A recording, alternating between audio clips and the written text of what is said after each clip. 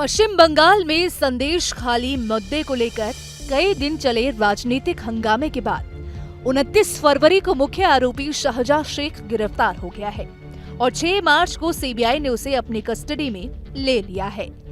इस मामले की जांच अब कैसे आगे बढ़ेगी, इस पर लोगों की नजरें लगी हुई हैं।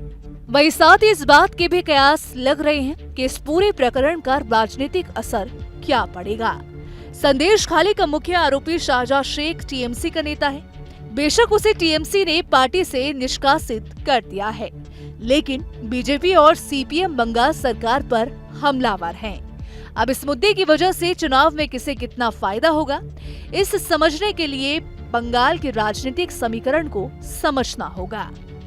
पश्चिम बंगाल में लोकसभा के 42 सीटें हैं। साल 2019 के लोकसभा चुनाव को देखें, टीएमसी सबसे बड़ी पार्टी थी। 42 में से 22 सीटें तृणमूल कांग्रेस ने जीती थी। उसका वोट शेयर 43% से ज्यादा था। वहीं बीजेपी को 18 सीटें मिली थी। बीजेपी का वोट प्रतिशत 40% से ज्यादा था। कांग्रेस को 2 सीटें मिली थी और सीपीएम को 1 भी सीट नहीं मिली थी। इसमें महत्वपूर्ण बात यह है कि साल 2014 के चुनाव में टीएमसी को 42 में से 34 सीटें मिली थी, यानी टीएमसी की 12 सीटें कम हो गई थी। वहीं बीजेपी को 2014 के चुनाव में बंगाल में 2 ही सीटें मिली थी। 2014 में कांग्रेस को 4 और सीपीएम को 2 सीटें मिली, यानी साफ है कि 2019 में बीजेपी को जबरदस्त फायदा हुआ था और बाकी सभी पार्टियों को नुकसान। 2024 के चुनाव के लिए बीजेपी ने पूरे देश में 400 पार का नारा दिया। उत्तर भारत के प्रमुख राज्यों जैसे उत्तर प्रदेश, मध्य प्रदेश, बिहार, राजस्थान, दिल्ली, गुजरात आदि में बीजेपी ने ज्यादातर सीटें जीत ली थी। तब बीजेपी की गठबंधन की पार्टियों संग मिलाकर 353 सीटें जीती थी। अब जिन राज्यों में सीटें बढ़ाने की कोशिश है, उनमें पश्चिम बंगाल भी एक है।